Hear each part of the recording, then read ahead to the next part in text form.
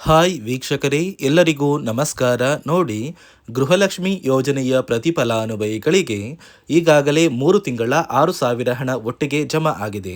ನಿಮ್ಮ ಬ್ಯಾಂಕ್ ಖಾತೆಗೆ 6,000 ಹಣ ಬಂದಿದೆಯೋ ಇಲ್ವೋ ಅಂತ ಕಮೆಂಟ್ನ ಮಾಡಿ. ಯಾಕಂದರೆ ಫಲಾನುಭವಿಗಳಿಗೆ 6,000 ಹಣ ಜಮಾ ಆಗೋದಕ್ಕೆ ಶುರುವಾಗಿದೆ.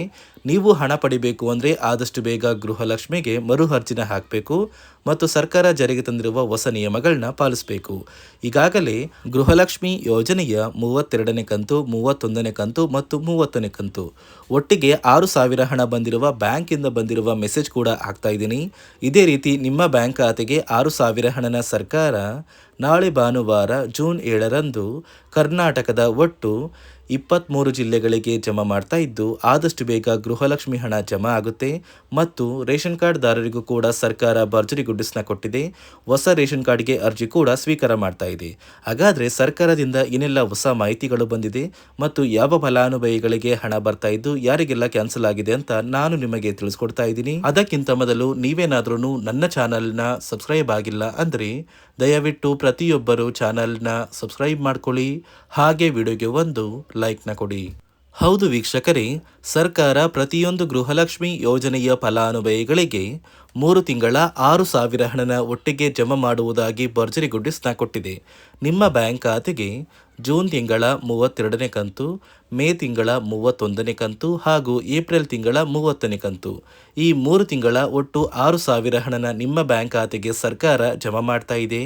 ಆದರೆ ನೀವು ಎಷ್ಟು ಬೇಗ ಗೃಹಲಕ್ಷ್ಮಿಗೆ ಮರು ಅರ್ಜಿನ ಹಾಕ್ತೀರಾ ಅಷ್ಟು ಬೇಗ ಹಣ ಬರುತ್ತೆ ಮತ್ತು ಸರ್ಕಾರದಿಂದ ಬರ್ತಾ ಇರುವ ಹೊಸ ನಿಯಮಗಳನ್ನ ಕಡ್ಡಾಯವಾಗಿ ಪಾಲಿಸಬೇಕಾಗತ್ತೆ. ಹಾಗಾದರೆ ಯಾರಿಗೆಲ್ಲ ಸರ್ಕಾರ ಹಣ ಜಮಾ ಮಾಡ್ತಾ ಇದೆ ಮತ್ತು ಯಾವ ಫಲಾನುಭವಿಗಳಿಗೆ ಕ್ಯಾನ್ಸಲ್ ಮಾಡಿದೆ ಅಂತ ನಾನು ನಿಮಗೆ ತಿಳಿಸ್ಕೊಡ್ತೀನಿ.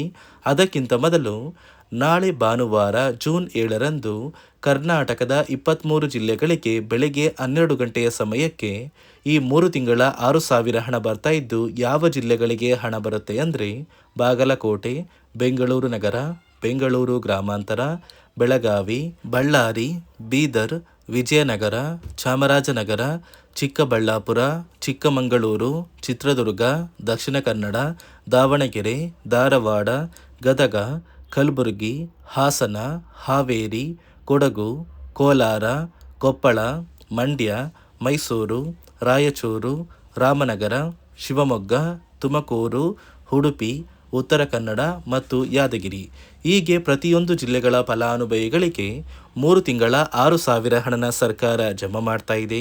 ಆದರೆ ನಿಮ್ಮ ಬ್ಯಾಂಕ್ ಖಾತೆಗೆ ಸರ್ಕಾರದಿಂದ ಈ ಗೃಹಲಕ್ಷ್ಮಿ ಹಣ ಬರಬೇಕು ಅಂದರೆ ನೀವು ಆದಷ್ಟು ಬೇಗ ಮರು ಅರ್ಜಿನ ಹಾಕಬೇಕು ಮತ್ತು ಸರ್ಕಾರ ಜಾರಿಗೆ ತಂದಿರುವ ಹೊಸ ನಿಯಮಗಳನ್ನ ಪಾಲಿಸಬೇಕು. ಹಾಗಾದರೆ ಸರ್ಕಾರದಿಂದ ಏನೆಲ್ಲ ಹೊಸ ಬದಲಾವಣೆಗಳು ಬಂದಿದೆ ಅಂತ ನಾನು ನಿಮಗೆ ತಿಳಿಸ್ಕೊಡ್ತಾ ಇದ್ದೀನಿ. ನಿಮ್ಮ ಬ್ಯಾಂಕ್ ಖಾತೆಗೆ ಗೃಹಲಕ್ಷ್ಮಿ ಯೋಜನೆಯ 3 ತಿಂಗಳ 6,000 ಹಣ ಜಮಾ ಆಗಬೇಕು ಅಂದರೆ ನೀವು ಆದಷ್ಟು ಬೇಗ ಗೃಹಲಕ್ಷ್ಮಿಗೆ ಮರು ಅರ್ಜಿನ ಹಾಕೋದು ಕಡ್ಡಾಯ. ಯಾವ ಕಾರಣಕ್ಕೆ ನೀವು ಮರು ಅರ್ಜಿ ಹಾಕಬೇಕು ಅಂತ ಕೂಡ ತಿಳಿಸ್ಕೊಡ್ತಾ ಇದ್ದೀನಿ. ನೋಡಿ ವೀಕ್ಷಕರೇ, ಸುಮಾರು 2ರಿಂದ 3 ಲಕ್ಷಕ್ಕಿಂತ ಅಧಿಕ ಮಹಿಳೆಯರಿಗೆ ಗೃಹಲಕ್ಷ್ಮಿ ಹಣನ ಸರ್ಕಾರ ಕ್ಯಾನ್ಸಲ್ ಮಾಡಿದೆ. ಯಾಕಂದರೆ ಈ 3 ಲಕ್ಷಕ್ಕಿಂತ ಅಧಿಕ ಫಲಾನುಭವಿಗಳ ಬ್ಯಾಂಕ್ ಖಾತೆಗೆ ಪ್ರತಿ ತಿಂಗಳು ಗೃಹಲಕ್ಷ್ಮಿ ಹಣ ಜಮಾ ಆಗ್ತಾ ಇತ್ತು. ಸುಮಾರು ಸಾಕಷ್ಟು ಫಲಾನುಭವಿಗಳು ಮರಣ ಹೊಂದಿದ್ದಾರೆ. ಆ ಮರಣ ಹೊಂದಿರುವ ಫಲಾನುಭವಿಗಳ ಒಂದು ಸಂಖ್ಯೆ 2 ಲಕ್ಷಕ್ಕಿಂತ ಜಾಸ್ತಿ ಇದೆ. ಇದೇ ಕಾರಣಕ್ಕೆ ಪ್ರತಿ ಫಲಾನುಭವಿಗಳು ಗೃಹಲಕ್ಷ್ಮಿಗೆ ಮರು ಅರ್ಜಿನ ಹಾಕಿ ನಿಮ್ಮ ಬ್ಯಾಂಕ್ ಖಾತೆಗೆ ನೀವು ಹಣ ಪಡಿಬೇಕು. ಇಲ್ಲಿ ಮರು ಅರ್ಜಿ ಹಾಕುವ ಮೂಲಕ ಸರ್ಕಾರಕ್ಕೆ ನೀವು ಇನ್ನೂ ಕೂಡ ಗೃಹಲಕ್ಷ್ಮಿ ಹಣನ ಪಡಿತಾ ಇದ್ದೀರಿ ಅಂತ ತಿಳಿದು ಬರುತ್ತೆ. ಮತ್ತು ಯಾರೆಲ್ಲ ಫಲಾನುಭವಿಗಳು ಮರು ಅರ್ಜಿನ ಹಾಕೋಲ್ಲ ಅಂತಹ ಫಲಾನುಭವಿಗಳ ಒಂದು ಹೆಸರನ್ನ ಗೃಹಲಕ್ಷ್ಮಿ ಯೋಜನೆಯ ಅರ್ಹರ ಪಟ್ಟಿಯಿಂದ ಸರ್ಕಾರ ಕ್ಯಾನ್ಸಲ್ ಮಾಡುತ್ತೆ. ಸರ್ಕಾರಕ್ಕೆ 2 ಲಕ್ಷಕ್ಕಿಂತ ಅಧಿಕ ಮಹಿಳೆಯರು ಮರಣ ಹೊಂದಿರೋದು ತಿಳಿದು ಬಂದಿದೆ. ಇದೇ ಕಾರಣಕ್ಕೆ ಈ ಜೂನ್ ತಿಂಗಳಲ್ಲಿ ಸರ್ಕಾರದಿಂದ ನೇಮಕಗೊಂಡಿರುವ ಕೆಲವು ಅಧಿಕಾರಿಗಳು ನಿಮ್ಮ ಮನೆ ಬಾಗಿಲಿಗೆ ಬಂದು ಪ್ರತಿ ಫಲಾನುಭವಿಗಳ ಒಂದು ದಾಖಲಾತಿಗಳನ್ನ ಮರುಪರಿಶೀಲನೆ ಮಾಡಿ ಮತ್ತೆ ಅರ್ಜಿನ ಹಾಕ್ಸ್ಕೊಂಡು ಹೋಗ್ತಾರೆ. ನಂತರ ನಿಮ್ಮ ಬ್ಯಾಂಕ್ ಖಾತೆಗೆ 3 ತಿಂಗಳ 6,000 ಹಣ ಬರುತ್ತೆ. ಅದೇ ರೀತಿ ಇನ್ನು ಮುಂದೆ ಪ್ರತಿ ವರ್ಷವೂ ಕೂಡ ನೀವು ವರ್ಷದ ಕೊನೆಯಲ್ಲಿ ಗೃಹಲಕ್ಷ್ಮಿಗೆ ನೀವು ಹೊಂದಿರುವ ಲೈಫ್ ಸರ್ಟಿಫಿಕೇಟ್ನ ಕೊಟ್ಟು ಅರ್ಜಿನ ಹಾಕಿದ್ರೆ ಮಾತ್ರ ಆ ಒಂದು ವರ್ಷದಲ್ಲಿ ಪ್ರತಿ ತಿಂಗಳು ಗೃಹಲಕ್ಷ್ಮಿ ಯೋಜನೆಯ 6,000 ಹಣ ಬರುತ್ತೆ. ಈಗಾಗಲೇ ಫಲಾನುಭವಿಗಳಿಗೆ ಗೃಹಲಕ್ಷ್ಮಿ ಹಣ ಜಮಾ ಆಗೋದಕ್ಕೆ ಸ್ಟಾರ್ಟ್ ಆಗಿದೆ. ಆದಷ್ಟು ಬೇಗ ಈ ಜೂನ್ ತಿಂಗಳಲ್ಲಿ ಪ್ರತಿಯೊಬ್ಬರು ಗೃಹಲಕ್ಷ್ಮಿಗೆ ಮರು ಅರ್ಜಿನ ಹಾಕಿ ಈ ಒಂದು ಹಣನ ಪಡ್ಕೊಳ್ಳಿ. ಮತ್ತು ಸರ್ಕಾರ ಈ ಗೃಹಲಕ್ಷ್ಮಿ ಹಣಕ್ಕೆ ಕೆಲವು ನಿಯಮಗಳನ್ನ ಕೂಡ ಜಾರಿಗೆ ತಂದಿದೆ. ಅದೇ ರೀತಿ ರೇಷನ್ ಕಾರ್ಡ್ ಹೊಂದಿರುವ ಪ್ರತಿಯೊಂದು ಕಾರ್ಡ್ದಾರರಿಗೂ ಕೂಡ ಸರ್ಕಾರ ಮೂರು ಮುಖ್ಯವಾದ ಭರ್ಜರಿ ಗುಡ್ ನ್ಯೂಸ್ನ ಕೊಟ್ಟಿದ್ದು, ಮೊದಲ ಒಂದು ಗುಡ್ ನ್ಯೂಸ್ ಬಂದು ಸರ್ಕಾರ ಹೊಸ ರೇಷನ್ ಕಾರ್ಡ್ಗೆ ಅರ್ಜಿನ ಸ್ವೀಕಾರ ಮಾಡ್ತಾ ಇದೆ. ನೀವು ಕೂಡ ಹೊಸ ರೇಷನ್ ಕಾರ್ಡ್ನ ಪಡಿಬೇಕು ಅಂದರೆ ಆದಷ್ಟು ಬೇಗ ಅರ್ಜಿನ ಹಾಕಿ. ಅದೇ ರೀತಿ ಎರಡನೆಯ ಒಂದು ಗುಡ್ ನ್ಯೂಸ್ ಬಂದು ನೋಡಿ ವೀಕ್ಷಕರೇ, ನಿಮ್ಮ ಒಂದು ರೇಷನ್ ಕಾರ್ಡ್ಗೆ ಸರ್ಕಾರದಿಂದ ಈ ಜೂನ್ ತಿಂಗಳಲ್ಲಿ 3 ತಿಂಗಳಿಗೆ ಬರುವಂತಹ 15 ರೀತಿಯ ಆಹಾರ ಪದಾರ್ಥಗಳನ್ನ ಸರ್ಕಾರ ಉಚಿತವಾಗಿ ಕೊಡ್ತಾ ಇದೆ. ಈ ಜೂನ್ ತಿಂಗಳಲ್ಲಿ ಸಿಗಬೇಕಾಗಿರುವಂತಹ ಇಂದಿರಾ ಕಿಟ್ ಮತ್ತು ಮೇ ತಿಂಗಳಲ್ಲಿ ನಿಮಗೆ ಬರಬೇಕಾಗಿರುವಂತಹ ಒಂದು ಇಂದಿರಾ ಕಿಟ್, ಅದೇ ರೀತಿ ಏಪ್ರಿಲ್ ತಿಂಗಳಲ್ಲೂ ಕೂಡ ನಿಮ್ಮ ಒಂದು ರೇಷನ್ ಕಾರ್ಡ್ಗೆ ಇಂದಿರಾ ಕಿಟ್ನ ಕೊಟ್ಟಿಲ್ಲ. ಒಟ್ಟು 3 ತಿಂಗಳ 15 ಆಹಾರ ಪದಾರ್ಥಗಳನ್ನ ಸರ್ಕಾರ ಪ್ರತಿ ಕಾರ್ಡ್ದಾರರಿಗೆ ವಿತರಣೆ ಮಾಡ್ತಾ ಇದೆ. ಮೂರನೆಯ ಒಂದು ಗುಡ್ ನ್ಯೂಸ್ ಬಂದು, ಇನ್ನು ಮುಂದೆ ನೀವು ಉಚಿತ ಅಕ್ಕಿ ಪಡಿಬೇಕು ಅಂದರೆ ಆ ಒಂದು ಬಯೋಮೆಟ್ರಿಕ್ ಮಷಿನ್ ಮೇಲೆ ಬೆರಳಿಡುವಂತಹ ಅವಶ್ಯಕತೆ ಇಲ್ಲ. ಯಾಕಂದರೆ ಇದೀಗ ಸರ್ಕಾರ ನಿಮ್ಮ ಒಂದು ಬೆರಳು ಆ ಒಂದು ಮಷಿನಲ್ಲಿ ಎಂಟ್ರಿ ಆಗಿಲ್ಲ ಅಂದರೂ ಕೂಡ ಆ ಒಂದು ಅಧಿಕಾರಿಗಳು ಪುಸ್ತಕದಲ್ಲಿ ನಿಮ್ಮ ಒಂದು ಹೆಸರನ್ನ ಬರ್ಕೊಂಡು ನಿಮ್ಮ ಕಾರ್ಡಿಗೆ ಅಕ್ಕಿನ ಕೊಡಬೇಕು ಅಂತ ಸರ್ಕಾರ ಆದೇಶ ಕೊಟ್ಟಿದ್ದು, ಈ 3 ಗುಡ್ ನ್ಯೂಸ್ನ ಪ್ರತಿಯೊಂದು ಫಲಾನುಭವಿಗಳಿಗೆ ಸರ್ಕಾರ ಕೊಡ್ತಾ ಇದೆ. ಇದರ ಜೊತೆಗೆ ನಿಮ್ಮ ಬ್ಯಾಂಕ್ ಖಾತೆಗೆ ಗೃಹಲಕ್ಷ್ಮಿ ಯೋಜನೆಯ ಹಣ ಇನ್ನು ಮುಂದೆ ಬರಬೇಕು ಅಂದರೆ 5 ರೀತಿಯ ಹೊಸ ನಿಯಮಗಳನ್ನ ನೀವು ಪಾಲಿಸಬೇಕು ಅಂತ ಸರ್ಕಾರ ಆದೇಶ ಕೊಟ್ಟಿದೆ. ಅದೇ ರೀತಿ ನೋಡಿ ಸ್ನೇಹಿತರೆ, ಈ ಬಾರಿ ಸುಮಾರು 3 ಲಕ್ಷಕ್ಕಿಂತ ಅಧಿಕ ಫಲಾನುಭವಿಗಳ ಬ್ಯಾಂಕ್ ಖಾತೆಗೆ ಸರ್ಕಾರ ಗೃಹಲಕ್ಷ್ಮಿ ಯೋಜನೆಯ ಹಣನ ಜಮಾ ಮಾಡ್ತಾ ಇಲ್ಲ. ಕಾರಣ ಏನು ಅಂದರೆ, ನಿಮ್ಮ ಬ್ಯಾಂಕ್ ಖಾತೆಗೆ ಡೆಬಿಟ್ ಮೂಲಕ ಹಣ ಜಮಾ ಮಾಡುವಂತಹ ಸಂದರ್ಭದಲ್ಲಿ ಸರ್ಕಾರ ಸಾಕಷ್ಟು ಫಲಾನುಭವಿಗಳ ಒಂದು ಬ್ಯಾಂಕ್ ಖಾತೆಗೆ ಹಣ ಜಮಾ ಮಾಡೋದನ್ನು ಕ್ಯಾನ್ಸಲ್ ಮಾಡಿದೆ.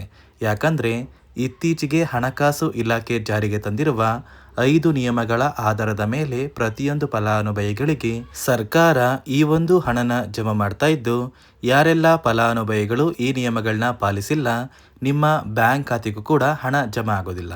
ಹಾಗಾದರೆ ಬನ್ನಿ ಸ್ನೇಹಿತರೆ, ಸರ್ಕಾರ ಜಾರಿಗೆ ತಂದಿರುವ ಆ 5 ಹೊಸ ನಿಯಮಗಳು ಏನು ಅಂತ ನಾನು ನಿಮಗೆ ತಿಳಿಸ್ಕೊಡ್ತಾ ಇದ್ದೀನಿ. ನೋಡಿ ಸ್ನೇಹಿತರೆ, ಮೊದಲನೆಯ ಒಂದು ನಿಯಮ ಬಂದು, ಸಾಕಷ್ಟು ಫಲಾನುಭವಿಗಳು ಹೊಂದಿರುವಂತಹ ಒಂದು ರೇಷನ್ ಕಾರ್ಡ್ ಏನಿದೆ, ಆ ಒಂದು ರೇಷನ್ ಕಾರ್ಡ್ನ ಮನೆಯ ಸದಸ್ಯರ ಪ್ರತಿಯೊಬ್ಬರ ಒಂದು ಆಧಾರ್ ಕಾರ್ಡ್ನ ನಿಮ್ಮ ರೇಷನ್ ಕಾರ್ಡ್ಗೆ ಕಡ್ಡಾಯವಾಗಿ ಲಿಂಕ್ ಮಾಡಿಸ್ಬೇಕು. ಅಂದರೆ ಈ ಒಂದು ಲಿಂಕ್ ಮಾಡಿಸುವಂತಹ ಒಂದು ಪ್ರೊಸೀಜರ್ಗೆ ಸರ್ಕಾರ KYC ಅಂತ ಕರೀತಾರೆ. ನಿಮ್ಮ ರೇಷನ್ ಕಾರ್ಡ್ಗೆ ಇನ್ನೂ ಸಹ KYC ಆಗಿಲ್ಲ ಅಂದರೆ ನಿಮ್ಮ ಬ್ಯಾಂಕ್ ಖಾತೆಗೆ ಸರ್ಕಾರ ಮುಂದಿನ ದಿನಗಳಲ್ಲಿ ಗೃಹಲಕ್ಷ್ಮಿ ಯೋಜನೆಯ ಹಣನ ಕ್ಯಾನ್ಸಲ್ ಮಾಡುತ್ತೆ. ಅದೇ ರೀತಿ ಎರಡನೆಯ ಒಂದು ನಿಯಮ ಬಂದು, ಸಾಕಷ್ಟು ಫಲಾನುಭವಿಗಳು ಕಳೆದ 3 ತಿಂಗಳಿಂದ ಸರ್ಕಾರದಿಂದ ಬರ್ತಾ ಇರುವಂತಹ ಒಂದು ರೇಷನ್ ಏನಿದೆ ಅಂದರೆ ಉಚಿತ ಅಕ್ಕಿ ಏನಿದೆ, ಈ ಒಂದು ರೇಷನ್ನ ಪಡ್ಕೋತಾ ಇಲ್ಲ. ಒಂದು ವೇಳೆ ಕಳೆದ 3 ತಿಂಗಳಿಂದ ನೀವು ರೇಷನ್ನ ಪಡ್ಕೊಂಡಿಲ್ಲ ಅಂದರೆ ಸರ್ಕಾರ ನಿಮ್ಮ ಬಳಿ ಇರುವಂತಹ ಒಂದು ರೇಷನ್ ಕಾರ್ಡ್ನ ಕ್ಯಾನ್ಸಲ್ ಮಾಡುತ್ತೆ. ನಿಮ್ಮ ರೇಷನ್ ಕಾರ್ಡ್ನ ಸರ್ಕಾರ ಕ್ಯಾನ್ಸಲ್ ಮಾಡಿದ್ರೆ ನಿಮ್ಮ ಬ್ಯಾಂಕ್ ಖಾತೆಗೆ ಗೃಹಲಕ್ಷ್ಮಿ ಯೋಜನೆಯ ಹಣ ಇರ್ಬೋದು ಮತ್ತು ಸರ್ಕಾರದಿಂದ ಬರುವಂತಹ ಒಂದು ಸೌಲಭ್ಯಗಳನ್ನ ನೀವು ಕಳ್ಕೋಬೇಕಾಗುತ್ತೆ. ಅದೇ ರೀತಿ ಮೂರನೆಯ ಒಂದು ನಿಯಮ ಬಂದು, ನೋಡಿ ಸ್ನೇಹಿತರೆ, ನಿಮ್ಮ ಬಳಿ ಇರುವಂತಹ ಒಂದು ಆಧಾರ್ ಕಾರ್ಡ್ ಏನಿದೆ, ಆ ಒಂದು ಆಧಾರ್ ಕಾರ್ಡ್ನ ಕಳೆದ 15 ವರ್ಷಗಳಲ್ಲಿ ನೀವು ಯಾವುದೇ ರೀತಿಯ ಒಂದು ತಿದ್ದುಪಡಿನ ಮಾಡಿಸಿಲ್ಲ ಅಂದರೆ ನಿಮ್ಮ ಬ್ಯಾಂಕ್ ಖಾತೆಗೆ ಸರ್ಕಾರ ಗೃಹಲಕ್ಷ್ಮಿ ಯೋಜನೆಯ ಹಣನ ಕ್ಯಾನ್ಸಲ್ ಮಾಡುತ್ತೆ. ಯಾಕಂದರೆ ಸರ್ಕಾರದಿಂದ ಬಂದಿರುವಂತಹ ಒಂದು ಆದೇಶದ ಪ್ರಕಾರ ಪ್ರತಿಯೊಂದು ಫಲಾನುಭವಿಗಳು ಕಳೆದ 15 ವರ್ಷಗಳಲ್ಲಿ ಯಾವುದೇ ರೀತಿಯ ಒಂದು ತಿದ್ದುಪಡಿನ ನಿಮ್ಮ ಆಧಾರ್ ಕಾರ್ಡ್ಗೆ ನೀವು ಮಾಡಿಸಿಲ್ಲ ಅಂದರೆ ಕಡ್ಡಾಯವಾಗಿ ಆದಷ್ಟು ಬೇಗ ನಿಮ್ಮ ಆಧಾರ್ ಕಾರ್ಡ್ಗೆ ತಿದ್ದುಪಡಿನ ಮಾಡಿಸಿ. ಅದೇ ರೀತಿ ನಾಲ್ಕನೆಯ ಒಂದು ನಿಯಮ ಬಂದು, ನಿಮ್ಮ ಕುಟುಂಬದ ಒಂದು ವಾರ್ಷಿಕ ಆದಾಯ 7 ಲಕ್ಷಕ್ಕಿಂತ ಕಡಿಮೆ ಇರಬೇಕು.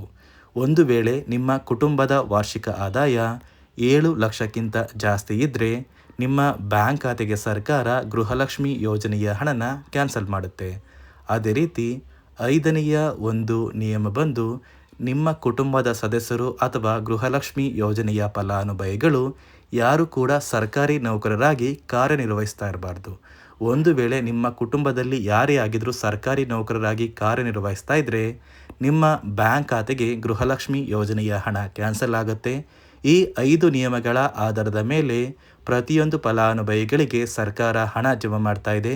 ಒಂದು ವೇಳೆ ನೀವು ಈ 5 ನಿಯಮಗಳನ್ನ ಪಾಲಿಸಿಲ್ಲ ಅಂದರೆ ನೀವು ಕೂಡ ಗೃಹಲಕ್ಷ್ಮಿ ಯೋಜನೆಯ ಹಣದಿಂದ ವಂಚಿತರಾಗಬೇಕಾಗುತ್ತೆ. ನೋಡಿ ವೀಕ್ಷಕರೇ, ಪ್ರತಿ ಫಲಾನುಭವಿಗಳಿಗೆ ಸರ್ಕಾರದಿಂದ ನಾಳೆ ಭಾನುವಾರ ಜೂನ್ 7ರಂದು 3 ತಿಂಗಳ 6,000 ಗೃಹಲಕ್ಷ್ಮಿ ಹಣ ಬರ್ತಾ ಇದೆ ಮತ್ತು ರೇಷನ್ ಕಾರ್ಡ್ ದಾರರಿಗೂ ಕೂಡ ಸರ್ಕಾರ ಭರ್ಜರಿ ಗುಡ್ಡಿಸ್ನ ಕೊಟ್ಟಿದೆ ಅಂತ ಹೇಳ್ತಾ, ಇದಿಷ್ಟು ಸರ್ಕಾರದಿಂದ ಬಂದಿರುವ ಹೊಸ ಮಾಹಿತಿಯಾಗಿದೆ. ನಾನು ಕೊಟ್ಟಿರುವ ಮಾಹಿತಿ ನಿಮಗೆ ಇಷ್ಟ ಆಗಿದ್ದಲ್ಲಿ ದಯವಿಟ್ಟು ಪ್ರತಿಯೊಬ್ಬರು ನನ್ನ ಚಾನಲ್ನ ಸಬ್ಸ್ಕ್ರೈಬ್ ಮಾಡ್ಕೊಳ್ಳಿ, ಹಾಗೆ ವಿಡಿಯೋಗೆ ಒಂದು ಲೈಕ್ನ ಕೊಡಿ.